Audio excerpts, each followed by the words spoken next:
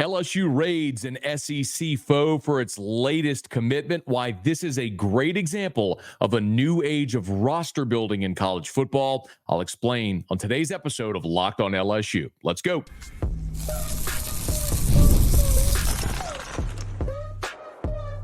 You are Locked on LSU, your daily podcast on the LSU Tigers. Part of the Locked On Podcast Network, your team every day. Okay, let's get it. It is Locked on LSU, your team every day. I'm your host, Matt Moscona. Glad to have you aboard with us here. Thank you for making us your first listen every single day. We're free, available wherever you get great podcasts, and of course, available on YouTube as well. So please subscribe. And if you're on YouTube, smash that like button and hit the bell so you're notified whenever we post a new video. Today's episode brought to you by Game Time. Great sponsors here on Locked on LSU. Download the Game Time app, create an account, and use the code Locked on College for $20 off your first purchase. Terms apply.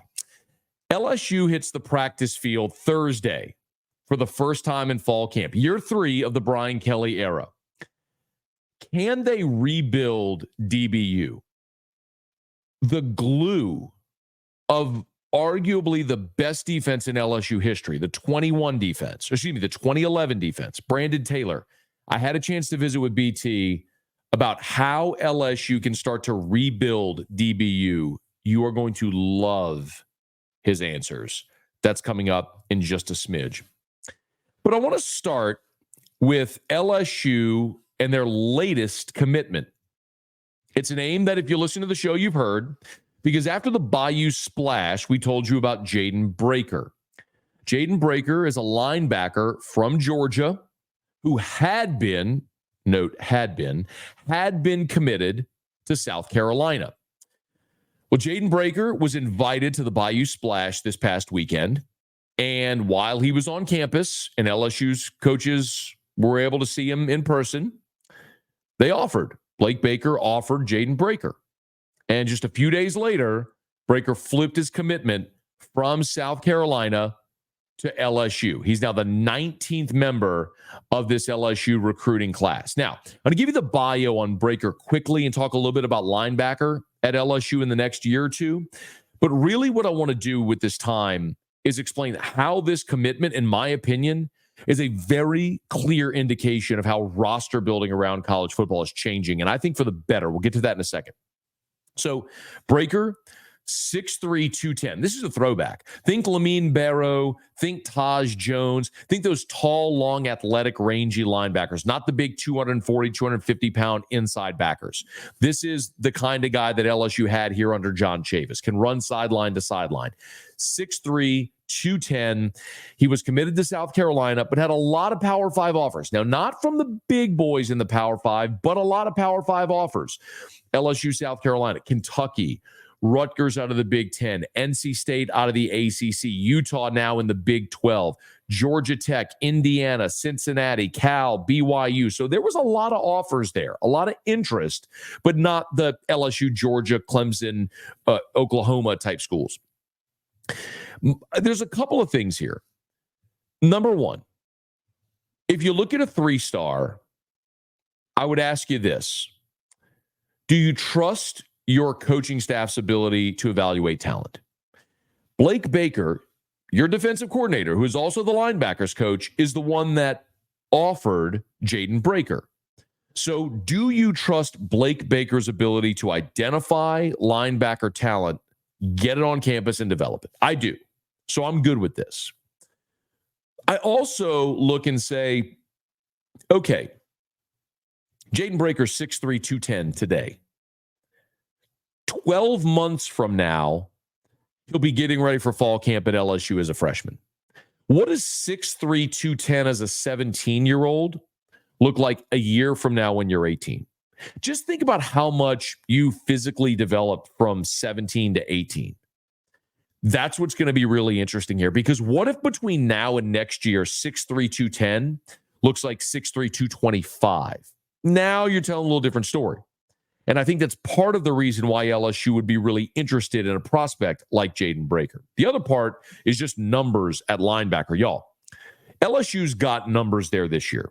You got Harold Perkins, you got Greg Penn, you've got West and Whit Weeks, and then you got Devon Keys and Tylen Singleton. You got 6 scholarship linebackers right there that you feel really good about. And mostly you're going to be running a 4-2-5. You're going to have 2 off-ball linebackers, and you got that star position. But after this year, Harold Perkins is going to the draft. Greg Penn and West Weeks are out of eligibility.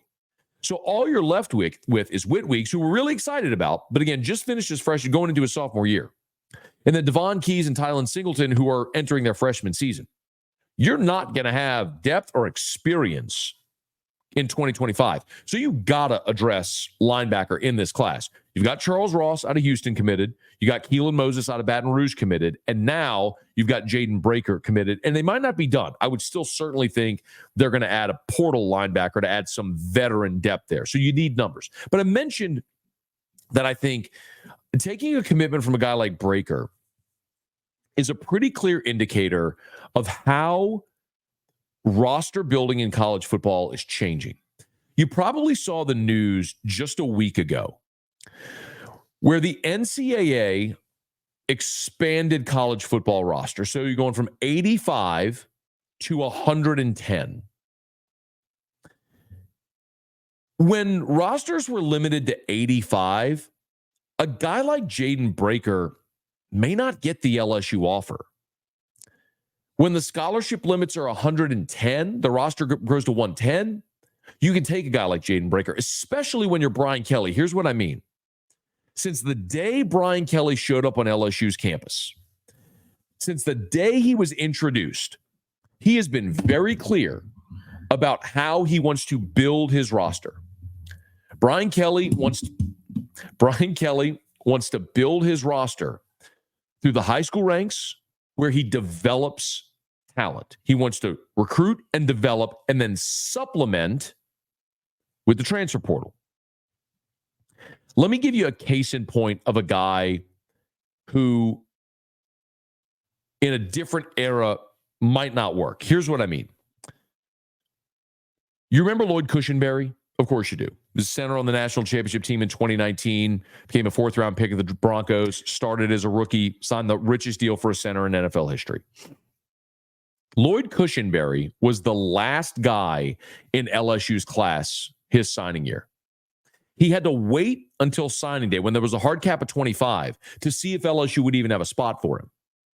Ultimately, we know the rest of the story. They did. He came, sat for 3 years, finally got his chance to start, started for 2, was a national champion, NFL draft pick. We know the rest of the story. Well, in the transfer portal era, a guy like Lloyd Cushenberry probably never gets signed by LSU in those circumstances. Because if you're LSU and you only have 85 roster spots, and there's a guy like Cushenberry who, while he's a local guy, is a developmental project, you probably don't take him because you can go to the transfer portal and get a guy that's played for 3 years and is going to come play for you for 1. You tell Lloyd Cushenberry, hey, go play at ULL or Tech or somewhere like that for a couple of years, get bigger, get experienced, and then we'll look at you in the portal. Well, now that the rosters have expanded to 110, you can take that guy now. Remember, Cushenberry played pre-transfer portal, so you could recruit and develop guys because guys would stay. Now with the portal, guys can leave. So you have to protect yourself against that and really try to sign guys that are impact guys. When you think about Jaiden Braker, he's a guy that if the scholarship limits were still 85 in a portal era, you're probably not taking the guy that you want to sit and stash for 3 years. You don't have the luxury. You're going and filling that spot with a portal guy. Well, now you can have your cake and eat it too. You can take Jaiden Braker and do what Brian Kelly wants and say, hey, you may not be ready in 2025, but what about 26 or 27? We'll bring you in, develop you, get you part of our culture from day one. And then when you're ready to play, you could play. And because your roster is expanded, you can also take that transfer portal guy that can help you in 2025.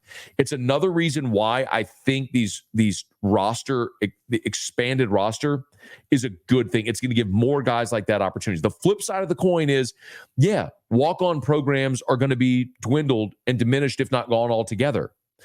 So it's certainly not going to help guys that would be a walk-on, but for a guy like Jaiden Braker, it's an opportunity to play at LSU. And I think that's a fantastic thing. So LSU got a guy who knows, by next year at this time, might be a high 4-star player if he keeps growing and developing and getting more offers. But Blake Baker likes him. Brian Kelly loves recruiting and developing players. It's a position of need. And with expanded scholarship limits, expanded rosters, you can take that guy and stash him for a year or two if you need to. LSU adds Jaiden Braker, the 19th commit for the class of 2025, a class that keeps growing for Brian Kelly and the Tigers. Okay, it is Locked on LSU. Thanks so much for being here with us. From the future to the present, Thursday morning, LSU is on the practice field. Brian Kelly met at the Rotary Club of Baton Rouge on Wednesday. A few tidbits and highlights from what BK had to say next here on Locked on LSU, your team every day.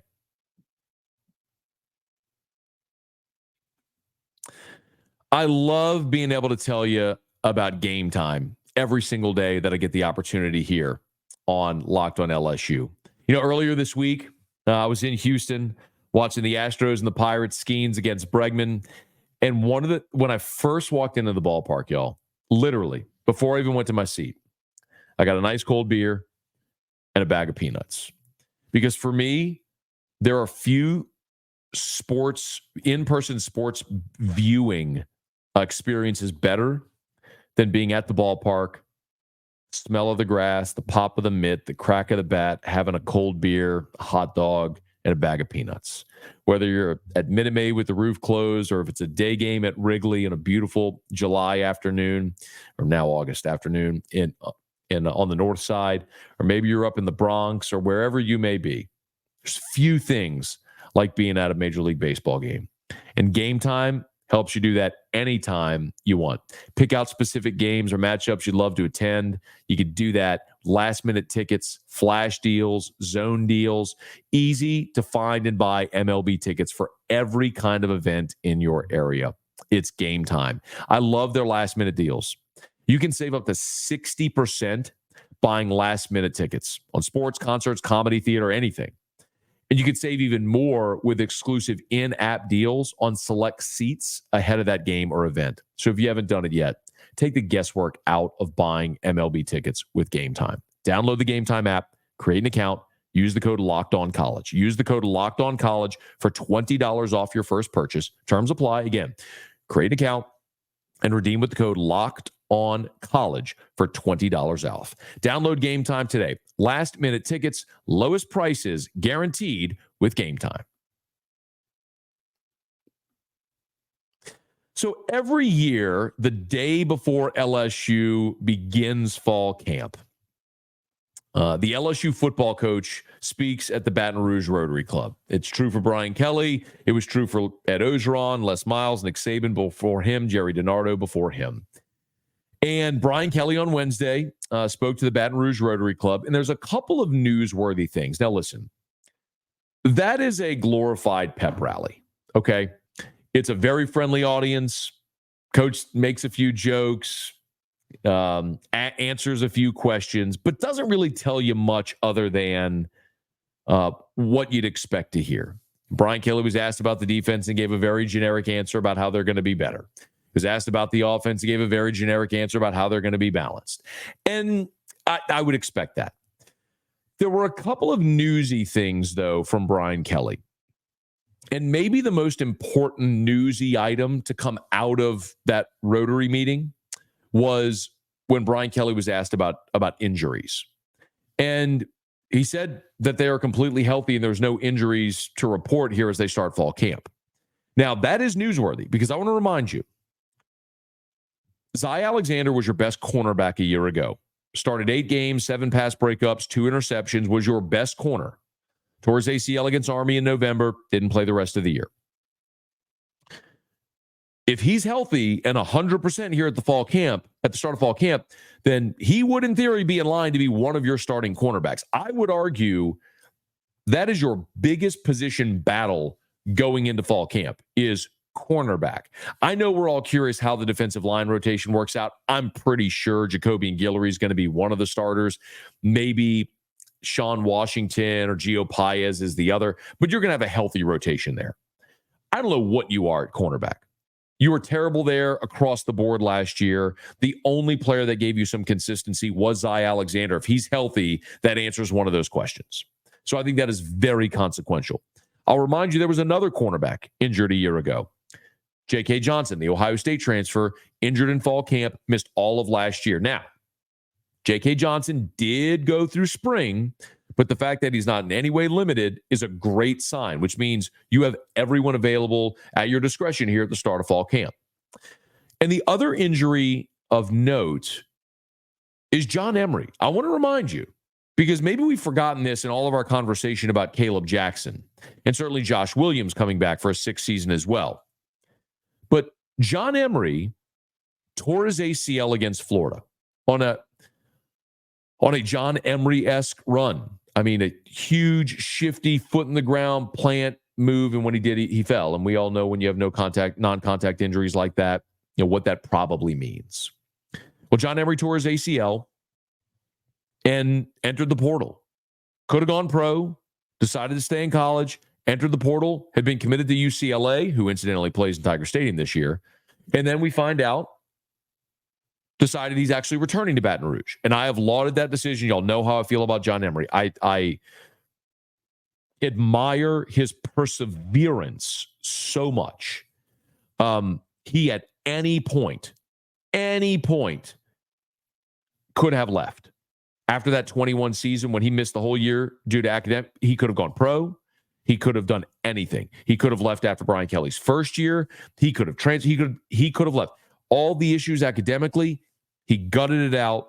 He graduated, and he's continued to grind away at the college career and the promise of the college career that everyone knew he had when he was a five-star coming out of Destrehan. I respect him so much, and I want him to have a great final season. But he tore his ACL in mid-November. I mean, you're talking 8.5 months. So if John Emery's a full go, that's fantastic news for LSU, because I want to remind you, Trey Holly's still not eligible, or still obviously suspended, which means you have Caleb Jackson, Josh Williams, freshman Caden Durham, and that's it, other than John Emery. So you need John Emery healthy. You need John Emery to be able to contribute to this team. I'm not sitting here trying to tell you that I think John Emery in his final season is going to be a 1,000-yard rusher. As a matter of fact, in his career, the most rushing attempts that John Emery has had in a season is 75. That was in Brian Kelly's first season.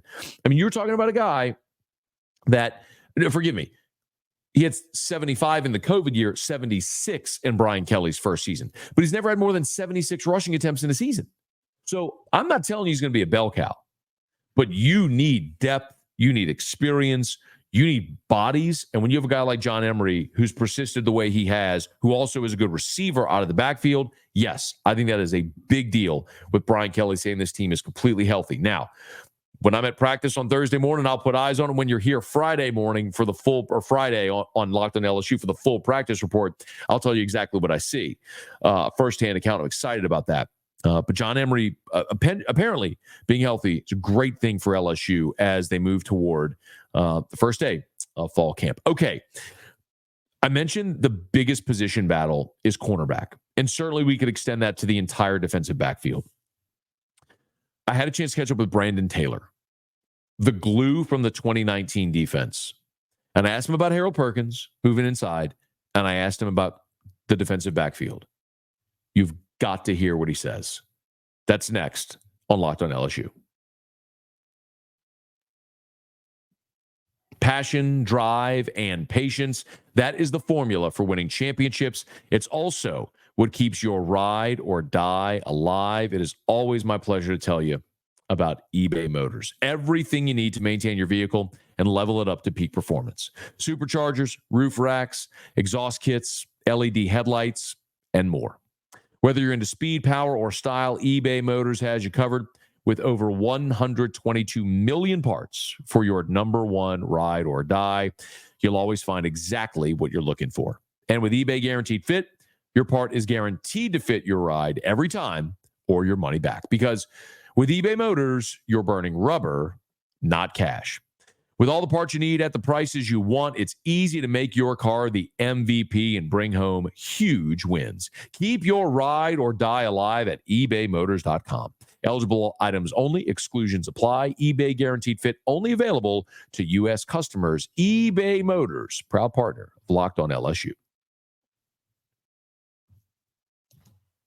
Every day, there are new watch lists that come out. Watch lists for all the national awards.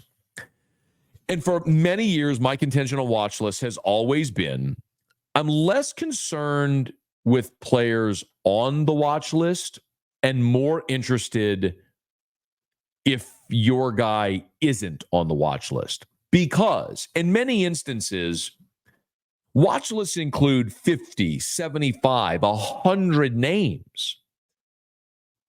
Your guy at that position should be on a watch list. If it's not, that's the minority. That's a problem.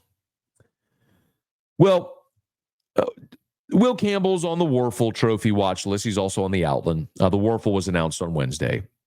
So too was the Thorpe, something that LSU fans are very familiar with, given to the best defensive back in college football.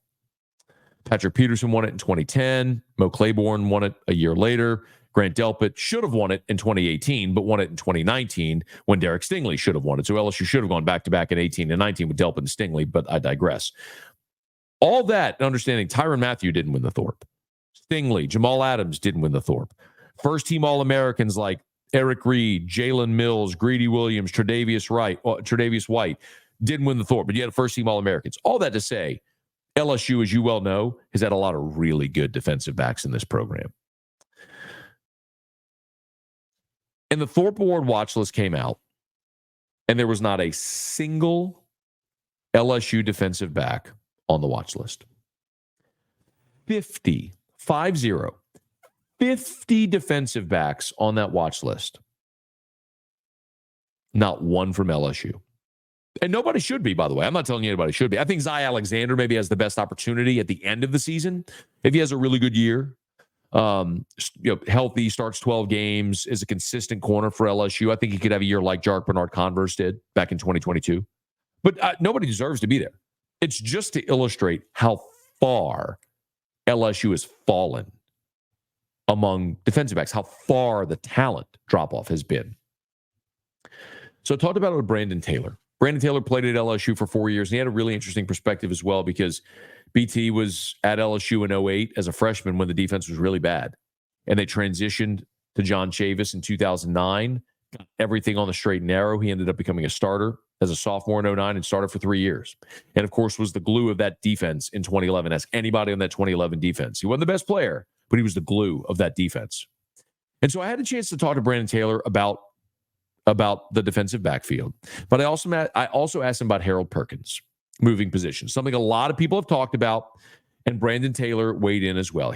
I'll get to the DB conversation here in just a smidge, but first, here was Brandon Taylor on Harold Perkins moving inside, how he thinks it'll go. I think it'll go well. They just going to have to take the time with him and put in the extra work because I know a lot of people are mad at it, but this is the norm at LSU. A lot of players have switched positions, and it's always turned out. Look at Barkevious Mingo. He was a stand-up outside linebacker. They moved him to DN, and look at the numbers he done. It's one of them things where you got to be you got to be able to adjust and overcome. That don't mean that he's going to stay in the inside. They can move him around. You just can't be predictable with it. And I think that's what Coach Baker's trying to do. He's trying to take the being predictive about, and because the thing is, wherever he's at, they're going to have to scheme against him. So I would rather them have to scheme against him in the inside and the outside than just being on the outside, because you could take him out of the game if you just leave him in one spot. Makes a lot of sense. And we saw a lot of teams try to scheme Harold Perkins out of games by flexing him out, making him run in coverage to get him out of the box. But my conversation with Harold Perkins, and by the way, this was on my radio show After Further Review weekdays on ESPN Radio in Baton Rouge and syndicated throughout the state of Louisiana. And I had a 15-minute conversation with Brandon. You can catch the entire thing on demand, YouTube or however you get podcasts. But the other thing that was so interesting was when I asked him about the defensive backfield and his where his legacy was made and how LSU might start to get that reputation back. Accountability. Because Raymond recruits to replace. Because when I came there my freshman year, he was the assistant DB coach. And I know people are the godfather of DBUs out of the godfather of DBU is Corey Webster, Jesse Daniels, LaRon Landry. Those are the godfathers of DBU. And that's not a coach. That was a mentality, and that was brought in by players only. Yeah, you had certain coaches that coach those players, but the 03 DBs, that's DBU. So you got Corey Raymond, who's been around all those group of guys, and he's going to bring in the mentality that everybody can be replaced. And I'm recruiting to replace you, whether you like it or not. And that's what's going to hold kids accountable, not just giving them anything. Raymond's played in the NFL, which is a cutthroat business. It's a what have you done for me lately business, and that's what college football needs to be, and that's what LSU needs to get back to being, because the reason I played so hard, because I had a Craig Lawson behind me. I had a Ronald Martin behind me. Craig Lawson was the best thing since sliced bread coming out of high school. When he was a 5-star recruit at safety. Coach Coop kept throwing it in my face at practice. Brandon, I'm bringing somebody in to replace you. I said, I better be put in the dirt. Yeah, I better have a funeral next week, because I'm not walking out this field, nobody taking my spot. And you got to have that mentality. You just can't give it to anybody just because they've been there or anything like that. You got to recruit to replace, and that's the type of mentality that Raymond brings into that room, and he's going to hold everybody accountable. If you're not fit for the job, you're not fit for the job. You got to look in the mirror at that point. It's not me as a coach. Recruit to replace. Brandon Taylor went on, got very animated, might have dropped a few expletives as well, got a lot of people fired up. But suffice to say that even when I pressed Brandon Taylor, the conversation wasn't about talent. He mentioned the best defensive back in LSU history, Tyrann Mathieu, was a 2-star. So was Mo Claiborne, who won the Thorpe Award. He continued to stress it was a mentality, that the onus is not on the coaches. It's on the players to be in your playbook. All the coverage busts we saw a year ago by LSU, hands in the air, Brandon Taylor told me time and again, never put your hand in the air on the field. Complain at your teammates. You got an issue, you talk about it internally. You don't even talk to your family about it, not the media, nowhere. And that's a mentality. And it's something that was pervasive at LSU for a long time and clearly isn't now. Now, look, the bottom line is this. You look at any mock drafts, you look at any big boards, you look at anybody's player position rankings, you're not finding a soul in that LSU defensive backfield on anybody's list. Well, how do you change that? You start being more accountable to what Brandon Taylor said. I understand. You bring in DJ Pickett, you're bringing in a 5-star, the best cornerback in the country. You get Jonah Williams, bringing a 5-star number 1 safety in the country. The bottom line is the talent at LSU doesn't match the expectation. There is no denying that. But the effort a year ago was nowhere close to acceptable. And that's what Corey Raymond's got to fix immediately. Effort, accountability. You do that, this defensive backfield will be better. I'm not telling you they're going to be great. I'm not telling you they're going to look like 2011 with Tyrann and Mo Claiborne and Eric Reed and Brandon Taylor, a bunch of NFL guys all over that defensive back. I'm not telling you that. But I'm telling you they could be a lot better than the worst defense in LSU history like they were a year ago. I think Corey Raymond's a huge part of that, inserting that accountability back into this secondary. We'll start to get those answers on Thursday when LSU's on the practice field for the first time in fall camp. Hey, thanks so much for being here with us. Football season's here, man. I'm so fired up for it. Thanks for making us your first listen. How about making your second listen every day? Locked On College Football. My buddy Spencer McLaughlin gets you ready for an exciting season on the gridiron. Had a chance to visit with Spencer over at SEC Media Days. And we've been on a show a couple times, but had a chance to meet him at SEC Media Days. God does a great job. It's Locked On College Football, available on YouTube, wherever you get podcasts, part of the Locked On Podcast Network, your team every day. Hey, thanks for being here. Do me a favor. If you're on your favorite podcast app, subscribe. If you're on YouTube, smash that like button, subscribe to the channel, hit the bell so you're notified whenever we post a video. Y'all, the Tigers are on the practice field, and every time they have availability, my behind is going to be there giving you the info. So there has never been a better time than right now to make us at Locked On LSU your first listen every single day. Tell a friend if they love the Tigers. We got you here every single day for Locked On LSU, your team every day.